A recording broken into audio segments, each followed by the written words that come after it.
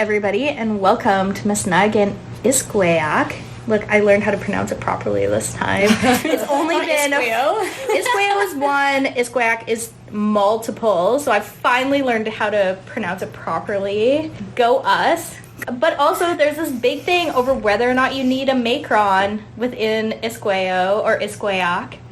We spell it with, you can spell it without. It depends on where you're from. All the Nietzsche's across Cree territories. I am Kayla. I'm Tanya. And I'm Sheila. And yes, we have a special guest. Our special guest has taught two of the book women in the Faculty of Native Studies. Who are the book women? We are the book women. Is that the name of the podcast? Yeah. First I'm hearing of this. Oh, okay. Well, Yeah, so we are the book women because we are all librarians. Yeah, no, I get it. Actually how we, so it comes about because that's actually how you save librarian, speaking about a female librarian in Crete. It's just a book woman. Dorothy translated that for us. So we are the book women. So we are here with our special guest. And do you want to introduce yourself? Chris Andersen. Cool. So, do you want to maybe elaborate on who you are, where you're from? You know, that thing we do? Yeah. So I'm Chris Andersen. I'm Métis originally from the Parkland region of Saskatchewan. I grew up in Prince Albert and surrounding area in Saskatchewan. I did my undergrad and my master's at Queen's University in Ontario, and then I came back here to do a PhD in 1996, and then got hired in the faculty in 2000. And basically, I'm a living proof of what happens to mediocrity if it hangs around long enough. It just floats up to the top. So would you be able to talk to us, Chris, a little bit about your experience with publishing? Sure. What kind of experience do you have publishing in do you do? publishing? Publishing, editing, writing, anything like that? Well, I published probably about 20 articles and book chapters. I think I'm up to 7 edited collections. I have a book that I published, and then I was co-writer of another book. I'm also the editor of Aboriginal Policy Studies and have been since 2010. So I would say I have a fair amount of experience with most kind of aspects of publishing involved in nonfiction, kind of academic-y writing, although I have done a very little bit of creative nonfiction as well. Can you tell us a little about your creative nonfiction? I wrote a piece for The Walrus about the way that Métis gets measured in the census and the problems with the way it gets measured in the census. That was not my favorite experience writing for Walrus, I would say, because and it's nothing to do with them, it's just when you don't write creative nonfiction, it's very difficult to move outside of the conventions of writing academic stuff. So, for example, I think they went through it 7 times, and every time they would say, "Ooh, can you give another flick about blah blah blah blah blah? Can you give another flick about blah blah blah blah blah?" So when I look at the first draft and look at the 7th draft, they're very, very different kind of drafts. It ended up being a better piece, I would say, but I'm not used to people who don't know as much as I do about a subject telling me how to increase the rhetorical power of the piece, which it definitely did. They were very kind of surgical and really helpful, but yeah, it's very humbling. What's a flick? It's a great question. Yeah. And I emailed them back and asked the same question. Yeah. So the way that they read the piece was that they were going through it and looking for kind of moments in the piece that kind of pushed the story forward. And so if I got to a sentence that was either kind of really turgid or whatever, they would say, a flick is basically, can you add a sentence or a phrase or something like that that moves the actual narrative forward as opposed to kind of adds information to it. Because in fact, the problem with the piece was that there was too much information in it and not enough kind of narrative flow. I think that's what I got from them. They haven't asked me to write since, so. Oh, interesting. I also wrote for Globe and Mail, and I made it in their opinion section, and they gave me 1 day to write it, and I wrote it and gave it to them. They're like, okay, and it just got published the next day after that. That was after the Daniels decision came out. So you've kind of done a lot of different publishing styles or like kind of disciplinary styles. What's your favorite? Do you like writing more like academic, or do you like kind of writing that nonfiction or opinion pieces? I mean, I like them both for different reasons. I think I'm probably better at writing the academic stuff because I have more training in it. I don't like writing things where I'm not citing my sources.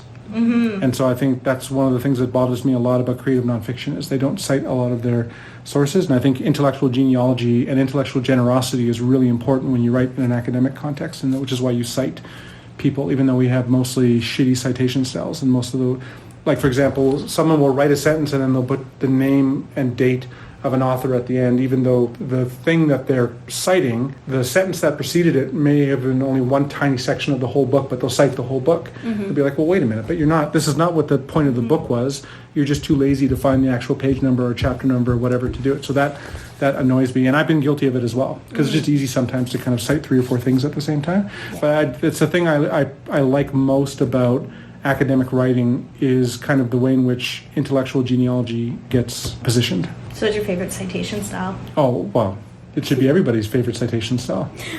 Is it Chicago? Of course it's Chicago. Yeah, Chicago for the But hang on. No, but Chicago manual of style is the style that every other style goes back to when they can't solve a particular problem. Yeah. Do you like author date or footnote? No, author date for sure. No, You work too long. No, you work too long in It's that. a pain in the butt. It's a huge pain in the all my ass. additional stuff right in my footnotes. No, I do footnotes, but author date doesn't mean you can't have footnotes. I just don't put true. any of my references in my footnotes. Oh, but I write like tiny essays in my footnotes. No, I do too. It's true, yes. What do you put in your footnotes? Like, Everything. Oh man. like a everything. secret treasure hunt? Generally speaking, much. what footnotes often get used for is they get used for arguments that basically support your main argument or are kind of another line of argument that you don't have time or space to get into. A flick. Except it's like a Sharpie marker flick. Yes. Because I did see I've seen footnotes that go multiple pages, like Yeah. same one footnote that goes multiple pages. I've written reports that are literally like one sentence and then the footnote takes up the rest of the page. That's dedication. Yeah. Oh man. I love footnotes. I love putting stuff into footnotes. It's why I never allowed students to do footnotes in my Oh, yeah. classes, because you get 3 lines of sentence and then ibid, yeah. because it's the same source over and over Yeah. again. So, We've like and that is no bueno. for the class that like Tanya and I teach, we do an APA and it hurts my soul to do APA. But most of the students do it wrong. That's They do it wrong, and then we're Doing like, it you right did doesn't this make it that wrong. much better. Yeah. Hey now, I'm an APA kind of gal. Why? 'Cause What do you get from APA that you don't get from Chicago Manual Style? Oh, well, it's easy. The Chicago Manual Style is easy. I know. Man, this is the nerdiest conversation. Who cares? It's the best conversation. You're book women, aren't you? Yeah. Yeah. The nerdiest conversation that also has the phrase beer fart. We can edit that out later. No, No, that's staying in there. That's in the show notes. Oh man. All right, Sheila, let it go. Okay. APA person. Okay, that's fine. It's fine. So, how does your family feel about you publishing your family stories, if you have? I haven't really published a lot of them yet because the dean position kind of slammed into it, and so that project's basically ground to a halt. It's actually something I feel really guilty about because I went into our community and a lot of people took the time to give me these really amazing stories, and I just haven't been able to do anything with them since. I don't think they care that much because I don't really think they know. Like, for example, a couple weeks ago, I got a text from one of my cousins who lives in Whitecourt, and he said, "Hey, cousin," he said, "we're playing a game where we read random sentences out of your book, and then we try and guess what they mean." Oh no. And it's pretty common actually for people when there's only one academic in a family to do that. And so I wrote them back and I said, "Yeah, well, that's actually pretty common. So good luck. Let me know how you go." And then they wrote me back and said, "Well, most of your sentences seem to make more sense than we thought they would." Because I gave books out to a bunch of family, and they mostly used them for like coasters and to lift couches up and stuff like that. I don't. Too many of them read kind of the whole through. My wife only made it through to page 4.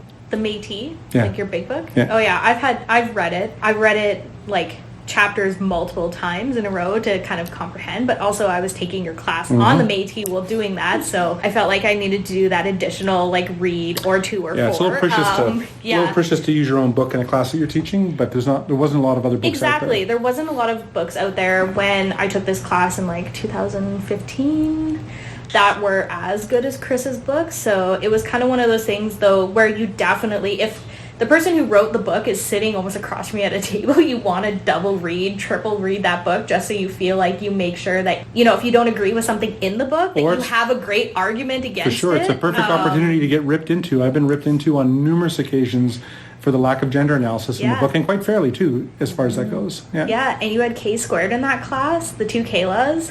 sitting side by side. So Yeah. There's And two Molly as well. tools. and Molly, yeah, and also like I've had recent like discussions with people how it wasn't only buffalo hunting. I never said it was only buffalo hunting. Yeah, I guess. Yeah. I said it's a buffalo hunting people. It was a Yeah. mainstay of an economy, but they were mixed economy people. That's true. Now, if we want to get into an argument about whether the people really far away in small communities were Métis or Yes. not, that's a different discussion. True, but you might have a NASAW presentation next year about not only buffalo hunting. Oh, with Dave Parent? Yeah. He was recruiting He was recruiting me. for a panel So presentation. he's got the fishing, I got the York boating. Well, he doesn't really have the fishing. Well, he says he has the fishing. Yeah, Dave says a And lot of we're things. coming for you on the buffalo hunting, so. Yeah. Or we could all just have this trifecta of everything. Dave Parent, future podcast guest. Dave would be awesome to have as a podcast He guest. would be awesome. You think I'm geeky? No, we're all geeky. Yeah. Chris, can we rewind maybe like Sure. 5 minutes? Please. Would you be able to talk a little bit about what your book is about for the listeners who haven't read it yet? I've always wanted to say this. Which one? Métis. I'm thinking Métis. And then talk about Sources and methods. I really like that sources one. and methods. And there's There's also Indigenous in the Indigenous city, yeah. statistics as well. Oh yeah, Indigenous statistics, that's a yeah. big one too that people just really like completely forget about for some Yeah, reason. why isn't that It's one a on the story of my comps life. list? Why didn't that make the comps? I think it did make the comps list. I didn't see it. I At think least it's under not yet. critical Indigenous studies, I It's thought. not. Yeah, it's not that good a book. But it's important. Yeah, I mean, it's important because it's not, like North of 60 was really good because there wasn't 6 or 7 different series that were like North of 60. When you're the only book in a particular genre, and it was not a good experience writing that book either, I would say. There was, I don't know how much I can say, there was lawsuits involved, there was some pretty banana stuff that was part of it. My Métis book is a book about why so many people call themselves Métis when they're not. And the thing I learned about that book is that people really don't like you telling them they're not Métis when their parents and grandparents have been calling them Métis since they were a little kid, even when they're still not Métis. And so I was interested in looking at how the term Métis gets constructed in the courts and how it gets constructed in the census, and then how people have kind of started to use the term Métis as a way to push various types of greater or lesser nefarious political agendas, like in kind of Central and Eastern Canada. The Eastern Métis. Well, they're not Métis, but Those folks. the Eastern folks that call themselves Métis. Yeah.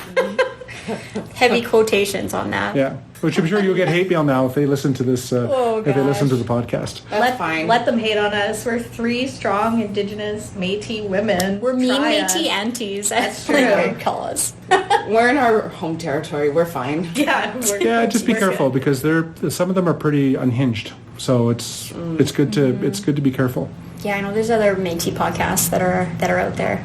Yeah, which are also a bit unhinged. Yes, they Which are. I won't name them, yes, but- they are. But if you're Métis, aren't you just a little bit unhinged anyways? Yeah, but there's good unhinged and bad unhinged. That's true. And they're not Positive Métis. and negative troublemakers. When I read your book, Chris, I obviously am a library person, and all of the chapters in your book just kind of, for me, it spoke to library categorization. What's the word for that? Yeah. Categorization? Yeah. I'm looking at you, Sheila, because you are the metadata expert. How would you, I guess, prefer to have your book categorized within a library system or within a book system? What are my options? Indians of North America, Indian authors. Those are the current subject Those are the headings. current subject Yeah. headings. I mean, if those are the only subject headings that exist, law and society, it'd be nice to put it under that. French theory, because of how much Bourdieu I use. I'm not really a theorist, but people could probably get stuff out of it. Western Canada, is there like a Western Canadian? There's like Canadian really. history. Like a lot of the times when you see like Well, it's not a history book though, so I wouldn't put it in Canadian history. well, like so the way that it is now is like E99 is Indians of North America, like E98 to E99 Indians of North America. If you start getting into the FCs, that's where a lot of like fur trade history, Métis history is in. So there Is isn't this, really. is this within Library of Congress or Yeah. Dewey That's Library of Decimal? Congress. Okay. I don't know Dewey. I stay away from Dewey. Don't I we did all? I did a project on Dewey when I was a wee beginning master's student. There you go. and I said I Hashtag would, racist. and I will never go back to Dewey because I'm not all about that. So Yeah. Dewey's probably worse than Library of Congress. So Dewey, I think it would be in the 971 area, which is like Indians, I mean, I would put it under history. Indian. It's not history. It's historical sociology, if anything, but it's not kind of historiographical, and it doesn't. ask any of the questions or kind of fit in any of the conventions that a Canadian historian would normally be interested in. I for sure put it under law or law and society if there's one of those. Yeah, I find the way that libraries categorize things really weird, but at the same time, given the millions of books that they have to categorize, there's always going to be some weirdness. So, as a librarian, I can assure you that it is weird. Yeah. So, and we do a bit of like outsourcing to the bigger companies too for our like cataloging needs. So like OCLC, WorldCat, and WorldCat had me in as isn't it Kid Andersen? Oh yeah, I was just about to ask you about that. Kiddo Andersen. Kiddo Andersen. Geez. Nobody could get your name right, but how did like as an Indigenous author?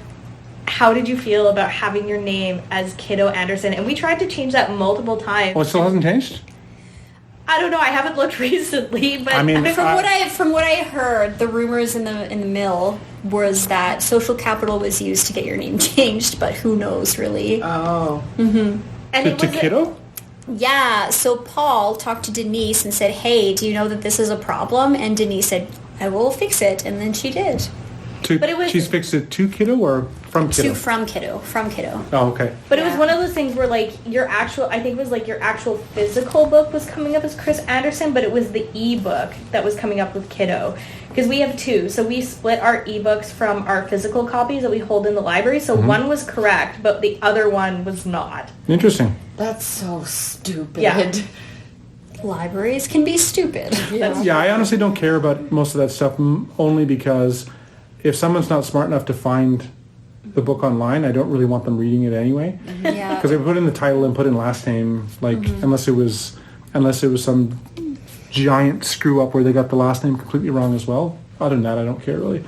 Yeah. I think that's fair enough. I don't think that many people are taking the book out of the library anyway. If you look at the citations on Google Scholar, I'm only at like 300 or something like that. How many is average? Do you know? I sadly think that's above average, but I would imagine it. if you look at someone like Audra Simpson's book or Glenn Coulthard's book, they're like in the gazillions. Yeah. Jeez. Yeah. It depends on your discipline and like it depends on what you're using to calculate that. So I know because when I worked at U of T, like a lot of people would like want their Scopus age index. So how many times you've been cited. Anyway, it's a whole thing. And people like for job applications, like some fields will ask like, what is your Scopus H index? That's a thing, and if you don't do it right very quickly, people get mad at you because anyway, they do because people get mad at you. You're a fairly, what I would consider to be a fairly well-established author. What was the first thing that you actually published? Can you remember that? Yeah, it was actually in 1998. I published a chapter on the first Pali decision that came out. And it was a chapter in Expressions in Canadian Native Studies, which was a textbook that the University of Saskatchewan had put together for intro Native Studies classes. And it's like 500 pages or something like that. I cringe now at what I wrote kind of like 20 years ago. But yeah, that was the first thing I ever published. But that was the first thing I ever published, but that's not the first thing I ever wrote. The first thing I ever wrote was a piece for Canadian Journal of Sociology, or maybe Canadian Journal of Sociology and Anthropology. And I wasn't confident enough to write on my own at that point, so I got a professor that I had written the piece for the class to co-write it with me, and then that got published, and that was on urban natives before and after RCAP, I think. And then I had another piece in crime law and social change that I got published right around the same time that I had no revisions on. So I thought I just didn't get published, and then suddenly they sent back proofs. They didn't message you to say, "Hey, yeah, it's been accepted"? No. Wow. No, but I didn't even get any reviews. Really? Well, I assume that it said it was peer reviewed, so someone reviewed it and said, "Yeah, I had no changes to it," which is never happens. I would send it out to another reviewer if a reviewer wrote back to me and said they had no suggestions for change, because that just means they're lazy. Yeah. Have you noticed any difference between then and now versus, in terms of publication for articles and things like that? Well, it's certainly slackened off in the last 3 years. I'm only basically publishing one article a year now. Before I was doing anywhere between my biggest year, the Métis book, the Indigenous statistics book, and 4 articles all came out the same year. And I was going up for full professor that year. And aside from that, I usually do between 2 and 3 articles or chapters a year. But we have a book on New Directions in Métis Studies that's coming out next year. I have another book on Indigenous Foucault that if my co-editor gets in gear will be coming out. And then we have another Routledge handbook that'll be coming out probably next year. Yeah. Indigenous Foucault, is that an anthology? Well, yeah, it's an edited collection, so Sweet. yeah. It's taken forever to get it out, so yeah. That's with the University of Minnesota Press, I think. Yeah, I mean, I would say that there's certainly a lot more stuff to cite now than there was back in the day, and a lot more Indigenous studies stuff to cite now than there was back in the day. Mm-hmm. That's awesome, obviously, but when the field gets bigger and the discipline grows, you get kind of higher and lower quality stuff, and so that creates a lot of infighting or kind of, maybe fighting's not the word, discussions about kind of whether to publish certain things or not. And there's a lot more identity politics now about who and what to publish and what not to, and I think a lot of that comes from the fallout from Andrea Smith. Mm-hmm. Yeah. Speaking of identity politics, is there any specific journal that you would prefer to publish in as opposed to another one? Well, yeah, I mean, now I try and publish in Indigenous Studies journals, mm-hmm. so Wakazaza or American Indian Journal of Culture and Research or the ASR one. It's like American Indian Journal of Culture and Research, but it's the smaller title. I can't remember what it's called. It was run out of... I have no idea. Yeah, there's another. Those were the two big ones in the field before Wakazaza came in, and then of course the NACE journal as well. Mm-hmm. But I haven't published in the NACE journal because I've been on the editorial board. So. Oh, right. Is there any reason why you choose to pick Indigenous Studies journals as opposed to anyone else? Well, yeah, because disciplines become disciplines when people believe they're disciplines, and one of the things that you do to build up a discipline is to pick kind of flagship journals in that discipline and kind of build up the intellectual life around those journals. And so I would rather build up the life of Indigenous Studies as opposed to, like, I published in Economy and Society, which is a huge journal. I published in Nations and Nationalism, which is a huge journal. I mean, relatively speaking, mm-hmm. But I have no interest in building up the disciplines of any of those journals. It's basically like building up the community, hey? Yeah. So you've been through, just kind of building on the peer review again, you've been through the peer review process probably many times, and you've probably been a peer reviewer before. Mm-hmm. And I think most of us at this table have been a peer reviewer as well. I've yet to be peer reviewed, but do you have any advice for those who are either going into the peer review process or those who are peer reviewers when they're looking at Indigenous content papers? If you get a peer review, whether it's good or bad, don't take it personally. Try and kind of break it down piece by piece by piece. Very often what you'll find in a peer review is that there's a lot of kind of debris that doesn't necessarily require a lot of work on your part. So it's almost as important to kind of understand how to answer the reviewer as it is to change the actual piece that you're being asked to change. So for example, this Métis Studies collection that we have coming out, I got this review on my piece in particular, which was really kind of snide, but also had some really super important points in it. And so I kind of pushed aside the snideness, which was like 3/4 of it, and then 1/4 of it kind of substantively changed the chapter in a really good and useful way. Mm-hmm. So that's the one thing I would say.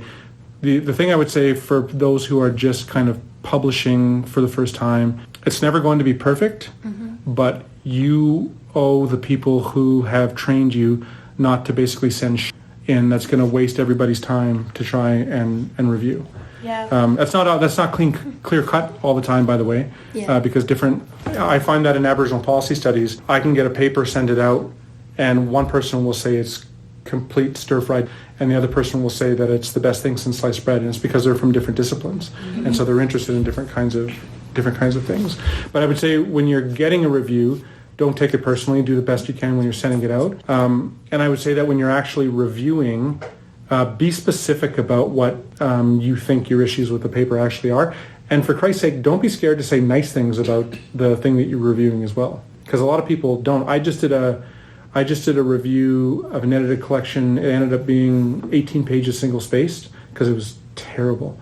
But there was 3 or 4 pieces in it that were amazing. And so I was very clear on kind of what was amazing about them and why I think they probably deserved a better home than this edited collection. Yeah, I just wrote my first book chapter in like September, and when I got my peer review back, I was just kind of like, had this mentality of like, get bent, you don't know what you're talking about with the peer reviewer. But then I did have to kind of put it aside and be like, okay, like they're actually making some good points. Like I need to get over that. For sure, because if this is ultimately a collegial enterprise, you don't get to decide on your own whether it's good or not. That's the whole point of sending it out for peer review. Yeah, exactly. But the other thing I would say is that don't kind of send it out to all and sundry before you send it out to peer review.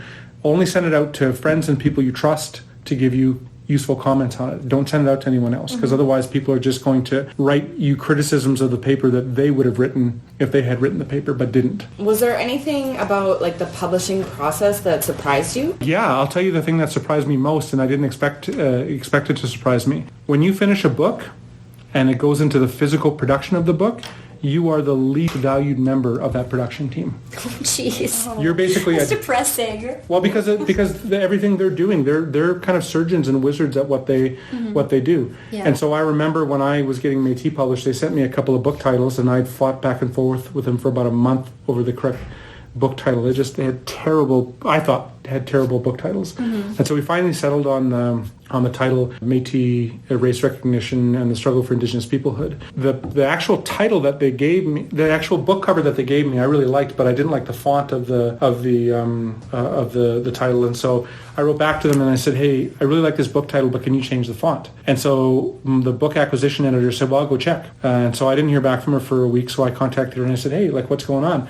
She said, yeah, the graphic designer said, no, he's not changing anything, because he's won awards for like 10 different titles. And next time, you want to make comments on the title, perhaps you're cool with him coming and making comments on the stuff you write in the book. Yeah. So it's very clear that when you finish writing the book and you've done all of the copy editing and everything, you're done at that point. That's you. And then after that, you hand it over to experts who actually kind of put it into production. And in fact, I actually spelled my wife's name wrong in my acknowledgments. And so we didn't find out until the ebook was published. Because her name is Agnieszka Wachocka, so Agnieszka, but for some reason it got transposed to Agnieszka. So nobody, unless you were from Poland, you'd have no idea that it was misspelled, because the name looks like somebody tripped with a Scrabble board. But when I saw it, I contacted them and said, hey, my wife's name is spelled, because we were sitting on the couch. I said, oh, look, on the e-version of the book is out. And she said, oh, cool, let me see. So she started reading the acknowledgments and she said, hey, you spelled my name wrong. And I said, say that's not very nice. And she's like, no, it's not very nice. You spelled my name wrong. Yeah. And so I was like, oh my God. And so I contacted them and I asked if they could get it changed, and it was going to be really expensive to change it. But then it turned out, because I had got my copy edits in so quickly, they basically did it for free and just changed the two. And I never would have caught it had she not just been reading it like after I gave it to her. Yeah. So that's the biggest thing that surprised me, was how not central you are to the book process once you finished your part. You are kind of the intellectual force of the book, but books are actual physical processes with kind of experts and sites and all of that kind of stuff, of which you know nothing, basically. So you're basically just getting in the way if you try and sort of give them ideas about kind of what to do with what. They're like, yeah, we got it. Jeez. Yeah. So how much power do you actually have over Zero. the title and over the cover image, I guess? Well, the contract you sign, they get the final word. But no, especially a university press, no university press worth their salt is ever going to ram through a title that the author doesn't like. And God bless my book acquisition editor, Darcy Cullen at UBC Press. But she worked with me for a month to get the book title. So I wish I had named the book something different than I did. Like after the book came out, I had this flash, and I wish I had named the book Métis Beyond Mixedness, and then put the same kind of colon afterwards. But I'm like the George Costanza of book title writers. I guess so. The shrimp store called way too late in order to. So yeah, but that's the biggest surprise to me. And the other surprise to me was how easy it is to write 250 pages and how hard it is to actually maintain a thread of thought over 250 pages. Like how much back and forth work there is between different chapters to make sure that the chapters connect with each other. I thought I would never be able to write that many pages in my entire life. Turns out not a problem. But making it seamless is much more difficult than I thought. Are you talking about Métis in this instance? Métis, but also especially writing with a co-writer in the Indigenous statistics book was really tough to kind of make consistency across chapters. Do you have any advice for new academics or other writers about how to navigate this relationship? Between editors, publishing presses, or even like co-author versus co-author, with co-author. With co-authors. I don't want to pit them against each other, but well, with co-authors, I would assuming the person is a friend of yours, make sure you guys agree up front what each person's contribution is going to be, because that can end in tears if you don't. In terms of the actual editing process, they're not taking anything personally, so you can't take it personally either. So make sure you exist in a tension between, being kind of humble when you're dealing with the editor, and yet also trusting your gut. So if you feel like you're being kind of taken advantage of or insulted or whatever, you have to, and then figure out who your mentors are, who you can go to talk to make sure that you're not kind of like not over or understepping something. Yeah, I would say too that for people who are just starting out writing, I always suggest 2 books for people to read. One is called How to Write a Lot by Silva, and it's amazing. And the other one is called The War of Art by Stephen Pressfield, and it's all about how to kind of push back or push through boundaries that keep you from finishing stuff. Because the most people don't finish dissertations not because they couldn't write enough material for a dissertation. They don't finish dissertations because they never made a decision about what the central idea of their dissertation is. And so they ended up writing 3 quarter dissertations. So you've got 200 pages on this thing, you've got 200 pages on this, and then you've got 200 pages on this thing, and never the twain shall meet. And that's usually why people don't finish. To write something is not to write something else. So how do you make a decision to justify why you wrote what you wrote, and then to also justify why you're not writing something else? Well, I know that a lot of, at least in just academics, they're also thinking about their community as well. What would you say, or what kind of advice would you give for those folks who are writing for their community? Well, I don't think you should be writing for your community. Okay. As an academic, I think it's too tough to write for your community. I think depending on the type of relationship you have with your community, you can write with community, or you can check in with community. It depends on the kind of project you're writing. If you're doing something that's more kind of creative, then you want to kind of make sure you have as many voices in the room as possible, and the right voices, and you want them to be consulted and equally important to feel consulted. If you're writing something that's kind of super academic, I'm not one of those people that thinks that you should be writing a piece that kind of fits all these different audiences. We're very specialized. Yeah. We're like mechanics, right? So why would you write something for a mechanic and yet also write something for somebody else? Because the point of publishing is to advance knowledge and move you along in your career. And it's the same thing I say about people's dissertations. The only people you write for in a dissertation is yourself and your committee. You're not writing for anybody else. If you want to do something for a community later or on the side, awesome. I think that's great and it's really ethical, but that's not the point of a dissertation. A dissertation is a credentialing exercise. Academic publications are the same way. They're credentialing exercises. You're right. I can't imagine my community wanting to sit down and read my dissertation. My community sure as hell didn't want to read mine. Oh, yeah, I imagine it's so dry to them. Yeah, well, for sure. And that's okay. Like, no one ever tells my cousin who's a power engineer to write a manual that everybody can read. Yeah. Right? Yeah, it's true. Or a mechanic. Write a mechanic manual that everybody can read. Why? Yeah, I'm a big believer that different communities kind of exist in relationship to and with each other, but we still have our own kind of forms of specialization that need to be kind of honored and valued. Yeah, for sure. Can I ask you about Aboriginal policy studies? Sure. So what's the difference between editing and publishing for, I guess, emerging academics or young authors versus yourself? Is there a difference? Well, I think young academics tend to be less sure of themselves and their arguments, and so they probably do more work than they would do later in their career.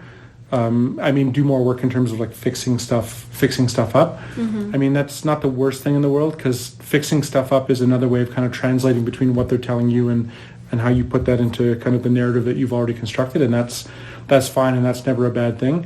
I would say the other thing is sometimes the stuff that junior scholars write is of a higher quality than the stuff that later career people write if they don't put the time and energy into writing something that's actually kind of robust.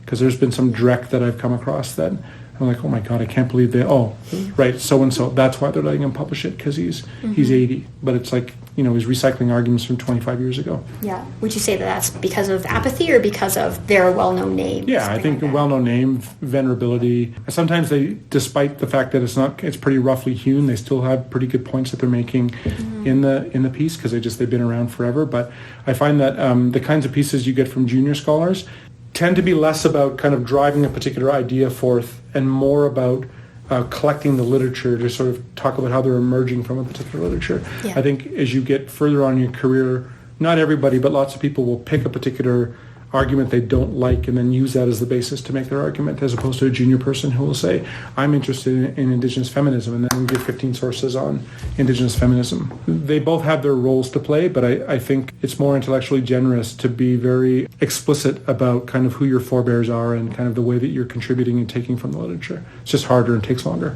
I know, just because of comps and other classes and other things like that you have this newer publication sources and methods within Indigenous studies. And I guess I'm curious as to if you think that there's a big difference between that publication versus your personal publication of Métis. Because I know that Sources and Methods has a lot of like really fascinating, interesting, almost pushing the boundaries in terms of research. Like, how is that? But I mean, an editor is so different than being a co-writer. An editor is basically you relying on the relationships that you built over years. At least this is the way Sources and Methods worked, to actually have people come together and write something for you who otherwise wouldn't do it. I was really lucky that Jeannie O'Brien, who's like this really brilliant historian at University of Minnesota, asked me to do this with her. So between the two of us, we knew most of the people that are doing good stuff in Indigenous studies, and I think with maybe one or two exceptions, everybody said yes. And then so at that point, it's not about putting forward an intellectual argument, although we did write an introduction. It's about wrangling people, and then also getting them to write an abstract, so that you're not having to write every abstract, because I think there's like 40 there's 40 a lot, people there's or something a lot of like chapters that. in there. Yeah. But if we had to write a summary of each of the chapters going forward, it would have taken us another 5 months, 6 months to do it. How would you say then that? How did you develop those relationships? Is this a matter of Just going to years NASA. After going to NASA? Yeah, going to NASA. It's the major way of doing it. And some people I didn't know, but she knew really well. Some people she didn't know, but I knew really well. I count probably maybe 10 of the people in that volume were really close friends. Other people were just people who are really well known in the field. I wouldn't say I love their work, but that's okay, because I'm not in the discipline that they were kind of trained in, and vice versa. So yeah, editing is really about wrangling. Yeah. Yeah. And what is NASA, for those who don't know? Native American and Indigenous Studies Association. It's the largest Indigenous Studies association in the world. It's in New Zealand this year. Yeah. New Zealand this year. I think it's Toronto next year, hey? Yeah, and I don't know where after that. Oh, I have no idea. Yeah. I'm just gearing in for Toronto because I think it'd be awesome. Yeah, it should be fine. It should be fine. I mean, this will be my 12th year or 13th year of going. I almost didn't go this year.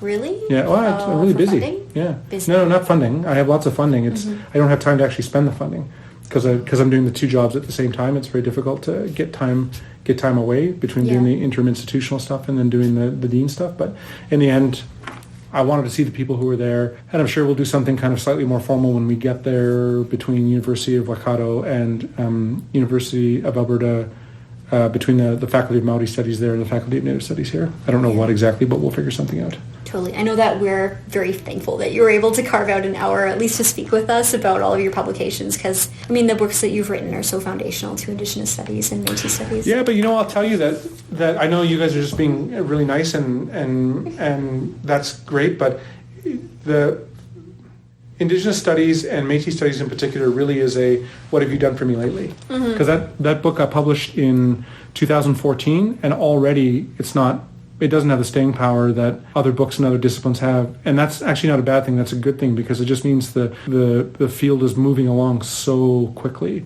And so the arguments that I made about kind of what makes Métis have been kind of foundational in that sense. But my book rarely gets used for the stuff that I thought was kind of the best parts of the book, the stuff around law, the stuff around the census. Nobody uses it. They just sort of complain about how I I staked out a particular kind of boundary for what Métis identity is, and either critique it or agree with it, and then kind of move on. So what's that like on a personal level? Having your personal work, or I imagine it took many, many years to write this book. Yeah, How does that it took feel? like 12 years. You know, having so and so just dispute it or whatever. You know. Oh, I don't mind that, and there's lots of things obviously that are weak in the book, and I actually had several female friends, because I had some gender stuff in the book before I put it out, and they basically said, no, it's terrible, take it out, and then kind of do something with gender in the future. And I was like, oh, okay. So I took it out and put it forward, but it was the first kind of book of its kind. So, and books can't do everything. There's nothing in there on kind of disability, on LGBTQ, like any of that kind of stuff, right? So, yeah. But I mean, it's still a totally valid critique that it doesn't talk about gender specifically, especially given the role that Métis women have played in kind of Métis governance and in the courts. It feels like if it's somebody I care about and they make a critique of the book, then I take the critique to heart. Mm-hmm. If it's somebody I don't respect and they make a critique of the book, I don't care. I think it had 16 reviews, and all of them basically said the same thing. Chris really seems to know what he's talking about, but he's sure going to make a lot of people mad with this book. It's like, all right. Mm-hmm. I don't care. I'm pretty good with critique in the sense if it's someone whose opinion I respect about something and they critique me on something, then it gives me pause to think about it. And I don't always agree with them, but it's something I have to kind of process. If it's somebody I don't care for the opinion of, I'll still listen to their critique because it's possible that but generally speaking, I don't care. Yeah. I mean, I was raised in cultural studies, right? And whenever they said, if there's a stir, I guess, around your presentation or around your publication, that means it's a good thing. But it's not always. Right? It could be a stir around really bad ones too. I guess that's true. Yeah, and has been. Yeah. It has been. Like if you look at these folks kind of on the East Coast and stuff, like it's banana. And the stuff that Daryl LaRue is doing right now, with this book that's coming out, I think it's called Distorted Descent or Distorting Descent, mm-hmm. and he's kind of showing all the different ways in which they're attempting to use genealogy as a way to kind of push this kind of frame of whiteness forward. Oh, geez. Yeah, I'm just thinking about the totem poles with the eagle on the top on the East Coast, which doesn't make any sense. Well, most of the stuff, people will sort of say that they're Métis because they have a lateral ancestor from like 3 times over and kind of 400 years back, and it's like, okay. Yeah, it doesn't make any sense. No. Whatever. No. But that would have been my next book if I had actually hadn't taken on the deanship. Would have been about kind of that self-indigenization and those kind of that white possessiveness behind those claims. It still could be. Yeah. Eventually. Do you hope to get there? Like back to more writing? No, not really. No, I mean, what I'm going to try and actually do is start writing blog stuff again. Yeah. Because it's like a couple thousand words I can kind of bang out in a couple of hours. I'm spending most of my time now as a dean doing edited collections. So I try and bring junior scholars along so they get publications on their CV, and then kind of just put stuff forward where wrangling doesn't take as much time as writing. Mm-hmm. And so it's easier for me to kind of ask people to do stuff, and then I just write an intro. Yeah. So what would you say then about like virtual communities, like with social media or blogging or whatever, as opposed to traditional publishing? I think people say smart stuff in a whole different variety of venues. I think they do different kinds of things. Kim Tallbear, most of the stuff she writes starts off as tweets, and then it turns into a blog, and then it turns into a chapter or an article. So there's lots of different ways to engage with it. I've actually gone off Twitter.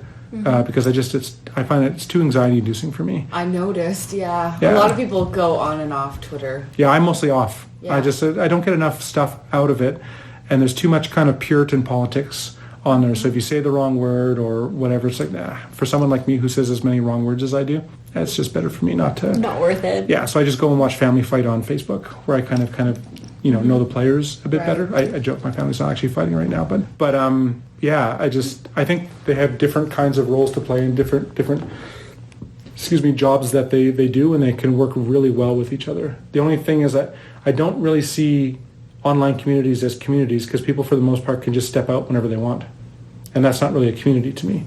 I guess that's true. Yeah, there's a communitas, like there's a kind of a shared interpretation of what they're talking about, and that's all cool. But there isn't the same kind of accountability online as you would get with people who you grew up with or that you're related to or whatever. So I see that kind of as distinguishing. Yeah. As a distinguishing feature. Yeah, relationality only goes to the face-to-face contact, right? Yeah, but it's not like, there aren't real consequences in person sometimes for people that do things online. Like, for sure there is, but I still don't think it's the same as for good and ill. Yeah. Yeah, because it allows you to kind of do and be a particular thing online that you could never be in person, which is not terrible either. Yes. Yeah. Yeah, but nobody's online is not going to say like, hey, aren't you, or like in real life, like, hey, aren't you this person on Twitter?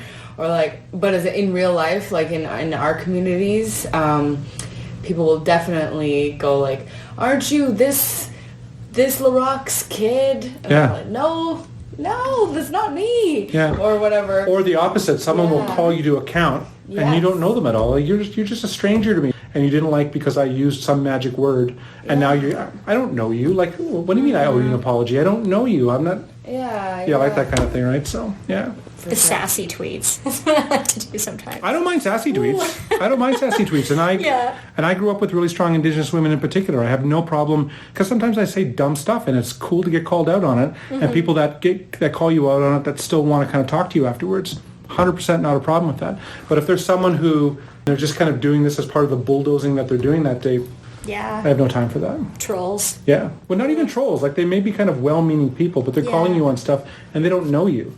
Yeah. That's the thing that bothers me most about that environment. There's a great book called Against Purity, and it's all about kind of the way in which kind of this self-righteousness manifests itself in social media contexts.